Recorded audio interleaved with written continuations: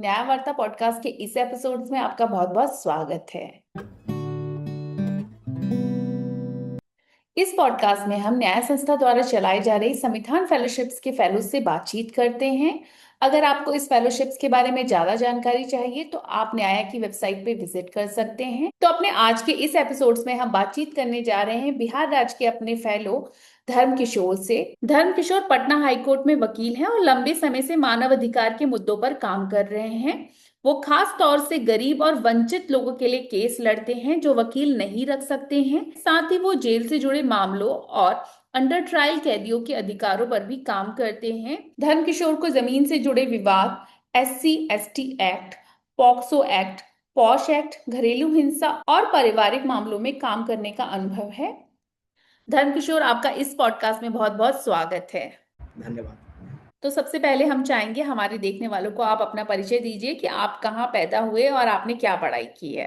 मेरा नाम एडवोकेट धर्म किशोर हुआ और मैं पटना से ही हूँ, बिहार से। शुरुआत की क्लासेस जो है सेंट जोसेफ स्कूल बाढ़ से हुई है। 7th क्लास तक मैं उधर स्टडी किया। उसके बाद मैं हाई स्कूलिंग के लिए मैं कैथलिक हाई स्कूल आरा गया और +2 के लिए मैं पटना यूनिवर्सिटी उसमें 2002 में मैं किया, तो उसमें पार्ट ऑफ कॉलेज था, तो मैं +2 पटना यूनिवर्सिटी से किया। उसके बाद मैं कलकत्ता गया अपना ग्रेजुएशन के लिए। ग्रेजुएशन की पढ़ाई करने के बाद फिर मैं कुछ सालों तक कुछ इंस्टीट्यूशन में मैं पढ़ाया एक टीचर के रूप में। फिर मैं डिसाइड किया LLB करने के लिए, और तब मैं LLB की पढ़ाई Saint Joseph College of Law Bangalore से मैं किया। लॉ की पढ़ाई करने के बाद फिर लगा कि कुछ और हम पढ़ाई करें, तो LLM के लिए मैं इंदौर गया। रेनेसांस यूनिवर्सिटी से मैं LLM ख़त्म किया और उसके बाद मैं फ़िलहाल मैं अभी प्रैक्टिस में हूँ और यहाँ पर मैं पटना में हाई कोर्ट और सिविल कोर्ट में मैं प्रैक्टिस कर रहा हूँ। आपने मानवाधिकार से जुड़े मामलों पर काम किया है, तो आपके अनुभव के हिसाब से किन वजह की वजह से लोगों के सबसे ज्यादा मानवाधिकारों का हनन होता है और उन्हें न्याय पाने में क्या दिक्कत आती है? मानवाधिकार की बात मैंने जब हम लोग करते हैं तो लोग सोचते हैं कि केवल बड़े बड़े मामलों की बात हम लोग कर सकते हैं, लेकिन सच यह है कि जब किसी बच्चे को स्कूल में प्रवेश नहीं मिलता है, बहुत दुख होता है और शिक्षा से उन लोगों को वंचित किया जाता है। जब किसी महिला को घर में ही प्रताड़ित किया जाता है, जब किसी मजदूर को उनका मेहनताना जो अजीब चीज़ मिलना चाहिए उनको नहीं मिल पाता है, मेहनत करता है दिन भर मजदूर लोग, तो जब ऐसे लोगों का जीवन को प्रभावित करता है, उनको अच्छी तरह से नहीं जीने देता है, उनका अधिकार जो हनन होता है, उनका जो मानव का अधिकार होना चाहिए वो नहीं मिल पाता है। हम देखते हैं कि जब किसी दलित को सार्वजनिक स्थान पर अपमानित किया जाता है, सबको सब जगह रहने का अधिकार है, लेकिन कभी-कभी हम लोग देखते हैं अपने गाँव देहात में या शहरों में भी देखते हैं, दलितों को सभी जगह नहीं जाने देते हैं, उनका अधिकार का हनन होता है। जब हम लोग देखते हैं कि गरीब लोगों को बिना मतलब का कभी-कभी जेल में भेज दिया जाता है, गलती किया कोई, दोषी किसी के ऊपर लग गया और उनको जेल भेज दिया जाता है, उनके लिए कोई वकील नहीं मिलते हैं। नतीजा यह होता है कि उनको वर्षों तक जेल में ही रहना पड़ जाता है। तो क्या होता है, उनका जो अधिकार है जीने का उसको छीन लिया जाता है। यही है मानव अधिकार का हनन होता है, क्योंकि भारतीय संविधान हम लोग यदि पढ़ेंगे अनुच्छेद 14 तो उसमें बतलाया गया सबों को समानता का अधिकार है। तो क्या हमारे समाज में सबों को समानता का अधिकार मिल रहा है? यदि अधिकार नहीं मिल रहा है तो हम मानव का अधिकार को हनन कर रहे हैं। तो उसी तरह से हम पाते हैं कि अनुच्छेद 15 में भेदभाव को खत्म करने की बात है, लेकिन यदि हम अपने समाज में जाति के नाम पर, धर्म के नाम पर, रंग भेद पर भेदभाव करें तो ये सब क्या होगा, उनका अधिकार को छीन लिया जाता है। यहाँ तक कि अनुच्छेद 21 क्या कहता है, लोगों को बहुत ही गरिमा के साथ, इज्जत के साथ जीवन जीने का अधिकार है, लेकिन क्या होता, उनको प्रताड़ित किया जाता समाज में। तो ऐसे लोगों का जब जीवन वो बुरी तरह से प्रभावित किया जाता है, उनको जीने का अधिकार नहीं दिया जाता है, तो हम उनका मानवाधिकार को हनन करते हैं। मेरे पास बहुत सारे लोग आते हैं, जिसको मजदूर लोग आते हैं या गरीब लोग आते हैं, बहुत सारे केसेस लेकर आते हैं और बोलते हैं कि हुजूर क्या गरीबों को ना वकील रखने का अधिकार नहीं है, गरीबों को केस लड़ने का अधिकार नहीं है, गरीबों को अच्छा जीवन जीने का अधिकार नहीं है। मैं उन लोगों को सांत्वना देता हूँ, मैं बोलता हूँ ऐसी बात नहीं है, यदि संविधान हमारे देश में लोगों की सुरक्षा के लिए, तो ये संविधान आपके लिए ही है और संविधान के द्वारा ही आपको सुरक्षा मिलेगा। और इसलिए यदि आप अपने आपको गरीब मानते हैं तो यह मत सोचिए कि आपका केस नहीं लड़ा जाएगा। हम जैसे नवयुवक वकील लोग जो हैं, विशेष करके जो न्याय से जुड़े हुए हैं, बहुत सारे लोगों का केस हम लोग ना फ्री में लड़ते हैं। हम लोग का मेन उद्देश्य है कि लोगों तक न्याय पहुंचे और लोगों तक न्याय पहुंचाने के लिए हम लोग भरसक कोशिश करते रहते हैं। जी, आपने इस जमीन से जुड़े मामलों पर बहुत काम किया है, तो ऐसी कौन सी सावधानियां हैं जिन्हें ध्यान में रखने से हम जमीन से जुड़े झगड़े या विवादों से बच सकते हैं? बिहार की बात ली जाए तो बिहार में अधिकांश, जब सिविल कोर्ट में हम लोग जाते हैं, अधिकांश केसेस जो है जमीन से रिलेटेड है। जी। मेरे पास जितने भी क्लाइंट्स आते हैं जमीन से संबंधित केस लेकर, मैं उन लोगों को कुछ बातों को ध्यान में रखने के लिए कहता हूँ। जैसे कि पहली बात है कि केवल रजिस्ट्री देखकर जमीन मत खरीदिए। मैं कहता हूँ, कितना लोग होता है ना कि रजिस्ट्री पेपर देख लिया, हाँ ओके कर दिया, लेकिन उतना काफ़ी नहीं है। उसमें देखना कि जमाबंदी हुआ कि नहीं, खाता खेसरा, म्यूटेशन, भूमि का रसीद, सब कुछ देखना पड़ता है। उसके बाद ही सब कुछ जांच पड़ताल करने के बाद ही जमीन खरीदना है। दूसरी बात है कि विक्रेता वास्तव में मालिक है या नहीं, इसकी जांच करना जरूरी है।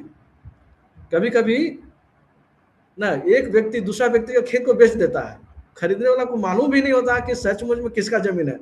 वो इतना मान लेता, विश्वास कर लेता है ना कि जो जो व्यक्ति उसके सामने में है वही उसका मालिक है। तो मैं कहता हूं कि सबसे पहले कि आपको वेरीफाई करना है कि सचमुच में वो खेत का मालिक वही है कि नहीं है। यदि वो नहीं तो आपको पता करना है कि सचमुच में कौन व्यक्ति है और कोशिश करना है कि वही व्यक्ति से रजिस्ट्री हम करवाएं। तीसरी बात मैं बोलता हूँ, सारे लोग बोलते हैं कि सर रजिस्ट्री हो गया खेत का और बहुत खुश हैं। मैं कहता हूँ खुशी बनाने की बात नहीं है, उसके लिए आप म्यूटेशन के लिए जाइए।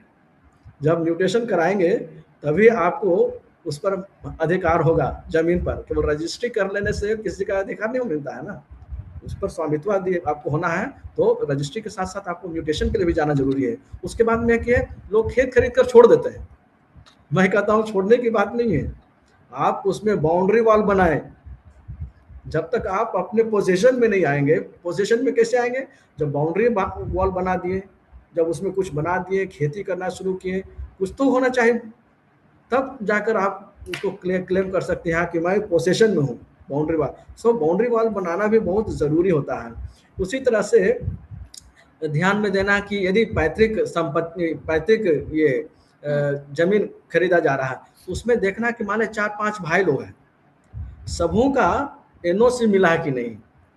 कभी कभी मान लीजिए मेरे पिताजी का जमीन है और पिताजी बंटवारा कर दिए हैं हम 4 भाई में, तो यदि मुझको बेचना है तो मैं बोलता हूँ अपने कस्टमर से कि मेरा हिस्सा है, मैं बेच रहा हूँ। और लोग वही सोचते हैं कि हाँ इनका हिस्सा है, अपना बेच रहे हिस्सा। ऐसी बात नहीं है। वो खेत जो है मेरे नाम से रजिस्ट्री नहीं किया हुआ है, वर्बली केवल डिवाइड किया गया है। मौखिक रूप से जो डिवाइड किया गया वो मेरा नहीं होगा।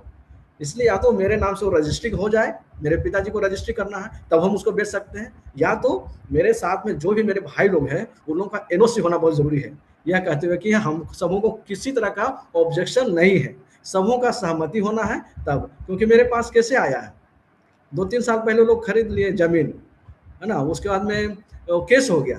केस हुआ इसलिए कि वो लोग जब म्यूटेशन कराने के लिए गए तो वहाँ पर कुछ फॉल्ट निकल गया कि एक पार्टी केवल बेचा है और इसमें 2 भाई लोग हैं। तो बोला गया कि दूसरा भाई को कहाँ सहमति है, उसके चलते तो फंस गया। अब केस चल रहा है तो केस तो चलते रहे, मान लिया जाए दूसरा भाई वहां पर जाकर बोल दे कि जी हाँ मैं सहमत हूँ, तब तो ठीक है। अब मान लीजिए ऑब्जेक्शन डाले रहे, अड़चन डाले रहे, तब लड़ते रहिए। इसलिए इन सभी बातों जो मैं भी बोला हूँ उन सभी बातों को हमेशा ध्यान में रखना जब कभी भी हम जमीन खरीदने जाते हैं। जी, और थोड़ा सा ना ये भी मैंने बहुत सुना है कि लोग कहते हैं, लोग ऐसी ही जमीन खरीद लेते हैं, लेकिन लोग कई बार कहते हैं कि आप अपने पास का जो वकील है वहां जाके एक बार वकील हायर कर लीजिए, तो ये जो जितनी चीजें आपने बताई वो वकील भी आपके लिए कर सकता है।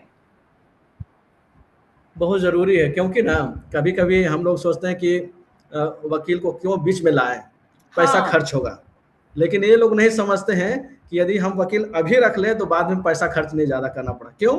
क्योंकि ज़मीन का रजिस्ट्री होते समय यदि वकील को हम रखेंगे तो हो सकता है थोड़ा पैसा लेंगे, लेकिन यदि हम केस लेकर जाएंगे वकील के पास तो ज़्यादा पैसा खर्च होगा। तो लोगों को सावधान रहना है कि हमको वकील को खेत खरीदने के पहले रखना है या केस होने के बाद, या केस करने के लिए वकील। यदि केस करने के लिए वकील को रखना है तो खर्चा होगा। इसलिए सावधानी बरतना है कि जब भी जमीन हम खरीदने जा रहे हैं तो किसी वकील का सलाह लेना है, उनको साथ में रखना है, उनके द्वारा ही ड्राफ्ट करवा कर ये सब करवाएंगे, जमीन खरीदेंगे तो और बेहतर होगा।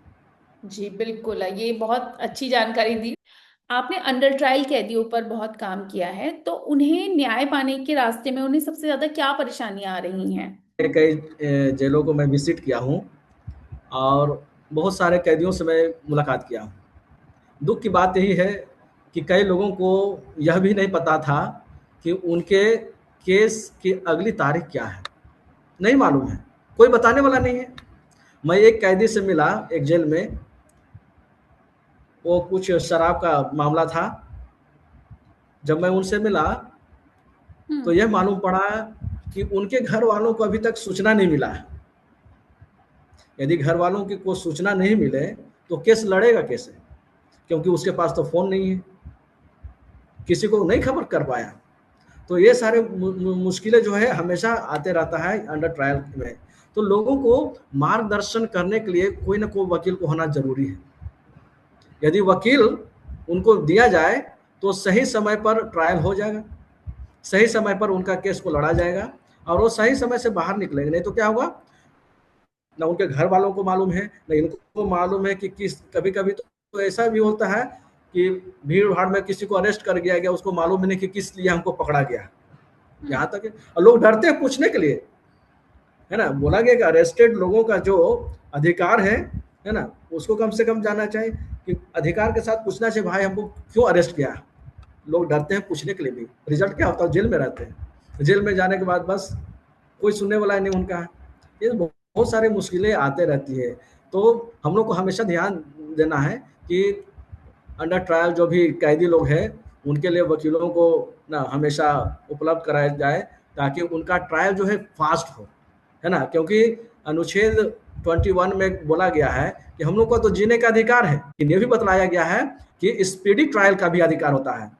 यदि कोई कैदी जेल में है तो उसको अधिकार बनता है स्पीडी ट्रायल के लिए। तो स्पीडी ट्रायल कब होगा, जब उनको वकील दिया जाएगा। तो इसको भी हम लोग को ध्यान में रखना। जी, तो आप जैसे बोल रहे थे कि उनको पता ही नहीं होता उनका आज अदालत में उनका केस लगा है, तो उनका वकील तो होता होगा, तो वो तो बताएगा उनको। कभी कभी इंफॉर्मेशन उन लोगों को सही से नहीं दिया जाता है। जैसे कि मैं भी कुछ केसेस देखा, मैं किसी को बदनाम नहीं कर रहा हूँ, वकील को मैं बदनाम नहीं कर रहा हूँ। कभी कभी क्या होता है, क्लाइंट और वकील में कम्युनिकेशन गैप होता है जी, है ना। जो डेट जो है वो लोग कभी कभी बोले चिंता मत कीजिए, हम हैं ना आपके लिए। कोई बात नहीं है। यदि सचमुच में एक अच्छे वकील होंगे तो सारा का सारा चीज़ उनको एक्सप्लेन करेंगे, क्योंकि जो क्लाइंट है ना, उनको मालूम नहीं तो कौन सा स्टेज में मेरा केस है, कितना तारीख को केस है, वो सब सही जानकारी नहीं मिल पाता है। तो यही हम, मेरा भी पर्सनली कहना है कि यदि कोई वकील किसी का भी केस ले रहे हैं तो ओपननेस होना ज़रूरी है। लोगों को अननेसेसरी हम लोग को ट्रबल में नहीं डालना, क्योंकि हम लोग जो है उनको मदद करने के लिए है। मदद कैसे करेंगे, उनको डेट बताएंगे, उनको सही प्रोसीजर बताएंगे कि कहाँ तक पहुँचा है। तो जब ओपनली हम लोग ये सब शेयर करेंगे तो उनको प्रोसीडिंग भी मालूम हो जाएगा, डेट भी मालूम होगा और सही समय से काम भी होगा। और कोई डॉक्यूमेंट्स यदि उपलब्ध कराना है सही समय से बताएंगे तो सही समय से उपलब्ध होगा, सही समय हम नहीं बताएंगे तो वो सब डॉक्यूमेंट्स उपलब्ध नहीं होगा और केस बढ़ते रहेगा आगे। जैसे आपने बोला कि आप अपने, अगर आप वकील हैं तो आप अपने जो आपका क्लाइंट है उसको सब चीज बतानी जरूरी है। ये चीज आप, अभी तो हम कैदियों की बात कर रहे हैं, लेकिन मैंने ये वैसे भी देखा है कि अगर आप थोड़ा सा गांव में चले जाइए, गांव ही क्या शहरों में भी, अगर बहुत पढ़ा लिखा आदमी नहीं है तो उसको कुछ समझ नहीं आता, वो वकील पे ही बिल्कुल एकदम अंधी तरीके से विश्वास करता है कि वकील साहब सब देख लेंगे। और अगर वकील साहब आपको सही से जानकारी नहीं दे रहे तो उनको कुछ समझ नहीं आता है। तो ये बात बहुत सही बोली आपने कि बताना बहुत जरूरी है, वकील का भी एक ड्यूटी है। जी हाँ, जी हाँ।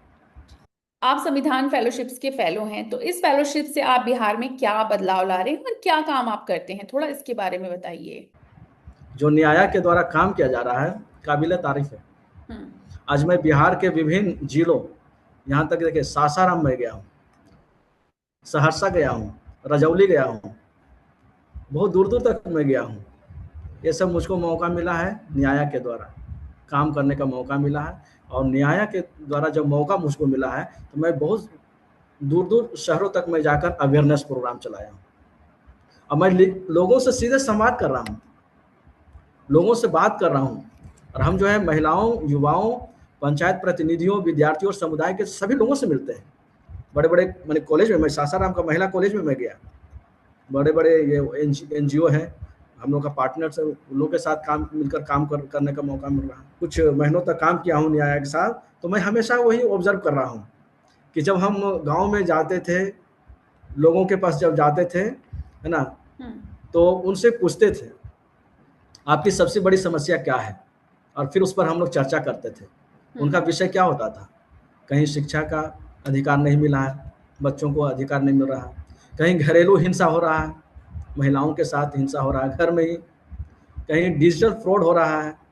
वैसे लोगों को हम लोग अवेयरनेस लाते हैं उन लोगों के अंदर में, क्योंकि आज का जो मेन मुद्दा है डिजिटल वायलेंस, बहुत सारे लोग इसमें फंसे हुए हैं। तो ये सब अवेयरनेस प्रोग्राम हम लोग जो लाते हैं, यहाँ तक कि बहुत सारे जगह में अभी भी भेदभाव है जाति के नाम पर, वैसे चीज़ों को हम लोग हटा रहे हैं। तो जाति भेदभाव को भी हम लोग मिटाने का काम कर रहे हैं।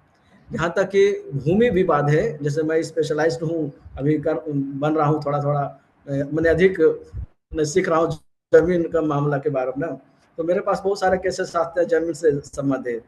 तो बहुत सारे लोगों का जमीन का विवाद जो है हम लोग सुलझा देते हैं। तो हम देखते हैं कि समाज में बहुत बड़ा बदलाव आ रहा है। पहले लोग कहते थे कि सर हम क्या कर सकते हैं, लोग कहते थे हमसे, जब हम जाते थे मिलने के लोग, सर हम क्या कर सकते हैं, लेकिन अब लोग कहते हैं सर अब हमें पता है कि हमारा अधिकार क्या है। क्यों ऐसा हुआ? क्योंकि हम लोग अवेयरनेस ला रहे हैं, लोगों में जागरूकता ला रहे हैं, और इसलिए लोग अब अज्ञानी नहीं रहेंगे। लोगों को मालूम है कि उनका अधिकार क्या है, और पूरे अधिकार के साथ अपना लड़ाई लड़ते हैं। आप SC ST एक्ट से जुड़े मामलों पर काम करते हैं, तो एक व्यक्ति के साथ अगर उसकी जाति के आधार पर भेदभाव हो रहा है या अत्याचार हो रहा है, तो उसे सबसे पहले क्या कदम उठाने चाहिए, थोड़ा इसके बारे में बताइए। तो वकील का सहायता लेकर उन लोगों को सबसे पहले की FIR दर्ज करना। यदि वकील नहीं भी मिलते, ऐसे भी थाना में जाकर वो लोग FIR दर्ज कर सकते हैं। और अभी तो मैं यही कहूँगा लोगों से कि घटना का जो है वीडियो कम से कम बनाइए, उसका फोटो रखिए। यदि गवाह आपके पास सबूत है तो सबूत को भी जमा करके रखिए, और यदि आपको मौका मिले तो मेडिकल जांच तुरंत कराइए, है ना, क्योंकि हर एक जगह में निःशुल्क एडवोकेट, हर एक जिला में डिस्ट्रिक्ट लीगल सर्विस अथॉरिटी है मदद करने के लिए लोगों को ना। यदि आपके पास एडवोकेट को पैसा देने के लिए नहीं भी है, पैसा आपके पास पैसा नहीं है एडवोकेट के लिए, तो आपके पास डिस्ट्रिक्ट लीगल सर्विस अथॉरिटी, आपको वकील मिलेगा जो आपके नाम आपके लिए केस लड़ेगा। तो वही कि डरने की बात क्या है, वकील है आपके पास, वकील आपके लिए लड़ेगा। तो मैं वही सलाह देता हूँ कि FIR कीजिए, उसके बाद में जो प्रोसीजर होगा उसको जारी रखना। जी, कई बार तो लोगों को ऐसा होता है कि लोगों को पता भी नहीं होता, वो सोचते हैं शायद हम ये चीज हमारे लिए ही हम डिजर्व करते हैं, जिस तरीके का भेदभाव हमारे साथ हो रहा है। तो ये थोड़ा सा अभी समाज में थोड़ी सी जागरूकता है, लेकिन अभी भी बहुत काम की जरूरत है उस पे। वही जागरूकता लाने का काम तो न्याय कर रही है। जी जी, कि हम एडवोकेट जो है ना, गांव-गांव जाते हैं, लोगों के बीच में अवेयरनेस लाते हैं कि भाई आपका अधिकार क्या है। अधिकार के साथ-साथ उन लोगों को ये भी बताते हैं कि आपका कर्तव्य क्या है। तो अधिकार और कर्तव्य जानना, सब समाज सुधर जाएगा। तो अवेयरनेस तो हम लोग वही ला रहे हैं, जागरूकता तो वही ला रहे हैं हम लोग। हाँ, इस बात में कोई दो राय नहीं है कि जागरूकता तो बहुत जरूरी है। आप घरेलू हिंसा, पॉक्सो और पॉश के मामले देखते हैं, तो इन मामलों में सबसे ज्यादा जो पीड़ित होता है उसको किस तरीके की परेशानी होती है न्याय पाने में? देखिए समस्या जो है बहुत ज़्यादा इसमें है। मैंने देखा कि इन मामलों में कानून जो है कभी-कभी कमज़ोर पड़ जाता है। मैं बताऊँगा कैसे। समस्या समाज की सोच है। घरेलू हिंसा में लोग कहते हैं कि घर की बात घर में रहने दो, यही तो चीज़ है। जब हम मिलते हैं ऐसे पीड़ित लोगों से मिलते हैं तो हम लोग सोचते हैं कि उनके नाम पर केस करें, उनके बिहाफ पर केस करें, उनको न्याय दिलाएं, आगे बढ़ते हैं कुछ देर देर के लिए, कुछ देर के बाद फिर पीछे हट जाते हैं। क्यों? वो लोग बोलते हैं घर की इज्जत घर में रहे, उसे बाहर नहीं जाना है। क्यों? क्योंकि यदि केस हो जाएगा तो सारे के सारे लोग फंस जाएंगे, घर वाले, है ना, और अन्य लोग फंस जाएंगे, सबको जेल हो जाएगा। डर ना, लोग डराने लगते हैं वैसे लोगों को। तो वैसे हालात में क्या होता है कि हम लोग आगे नहीं बढ़ पाते हैं, समस्या हो जाता है। और दूसरी बात कि पोक्सो मामले में कहा जाता है बच्चे का भविष्य खराब हो जाएगा। यदि हम केस कर दें, यदि न्यायालय तक पहुंच जाए, मामला वहां तक पहुंच जाए, तो लोगों को लगता है बच्चों का भविष्य खराब हो जाएगा। यदि कोई बच्चे की बात करे तो लोगों को मालूम हो जाएगा कि इसके साथ यौन शोषण हुआ, इसके साथ कुछ गलत हुआ है। क्या होगा? जब समाज जान जाएगा, बात में चल करके उससे शादी नहीं करना चाहेंगे। और इसलिए इन सभी चीजों को ढकना चाहते हैं लोग कि इसको उजागर नहीं करेंगे। ये भी एक कमजोरी है, ये भी दिक्कत है कि लोग खुलकर आगे नहीं आना चाहते हैं। पोस्ट मामले में कहा जाता है कि नौकरी चली जाएगी। यदि हम अपने कलीग या बॉस के बारे में कुछ कंप्लेन कर दें तो हो सकता है कि हमको डिसमिस कर देगा, हमको हटा देगा। क्या करेंगे? भविष्य अंधेरा में हो जाएगा, अंधकार में हो जाएगा। और इसीलिए लोग जो है केस भी नहीं करना चाहते, कोई एक्शन लेना चाहते हैं। तो घरेलू हिंसा में देखेंगे तो महिलाएं आगे आएंगी, उसके बाद फिर बोले कि सर मत केस कीजिए, मेरे पास केस आया है ना, मेरे पास केस आया।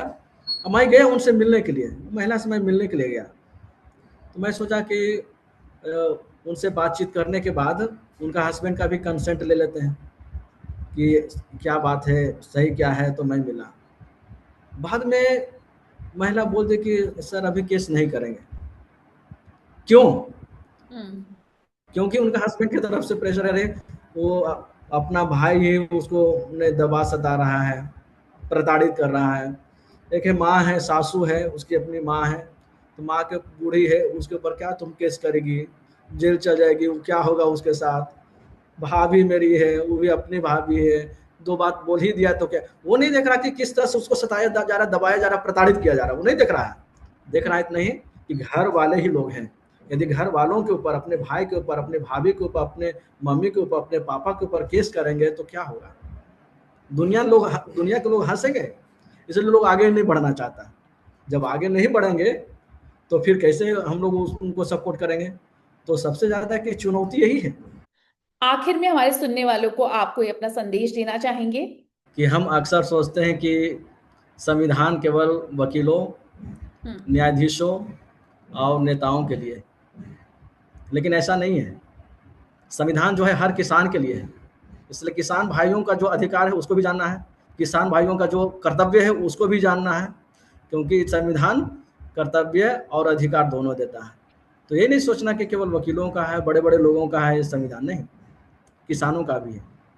संविधान जो है हर महिला का है, हर मजदूर का है, हर विद्यार्थी का है और हर नागरिक का है। और इसलिए यदि हम अपने अधिकारों को जानेंगे, तो हम अधिकार के लिए तो लड़ेंगे, सही है, लेकिन मैं कहता हूं कि अधिकार को जानने के साथ साथ अपने कर्तव्यों को पहले जानिए। यदि आप अपने कर्तव्यों को जानेंगे तो कभी भी लड़ाई नहीं होगा। तो इसलिए दर्शकों से, जो भी देख रहे हैं इस एपिसोड को, मैं यही कहूँगा कि हमेशा अपने बाल बच्चों को शिक्षा दीजिए, बच्चों को भी एक साथ जोड़े रखिए और बच्चों को संघर्ष करने के लिए सिखाइए, है ना। तो आपकी बात से बिल्कुल मैं भी सहमत हूँ। तो धर्म जी, इस पॉडकास्ट में हमसे बातचीत करने के लिए और अपना टाइम देने के लिए बहुत बहुत धन्यवाद। को शुक्रिया और धन्यवाद मौका देने के लिए। इस पॉडकास्ट को पूरा देखने के लिए धन्यवाद। आप हमें कमेंट करके जरूर बताइएगा कि ये पॉडकास्ट आपको कैसा लगा, और अगर आपके कोई सुझाव हो तो वो भी हमारे साथ जरूर साझा करिएगा। भारतीय कानून को इसी तरह आसान भाषा में समझने के लिए न्याय के साथ बने रहें। धन्यवाद।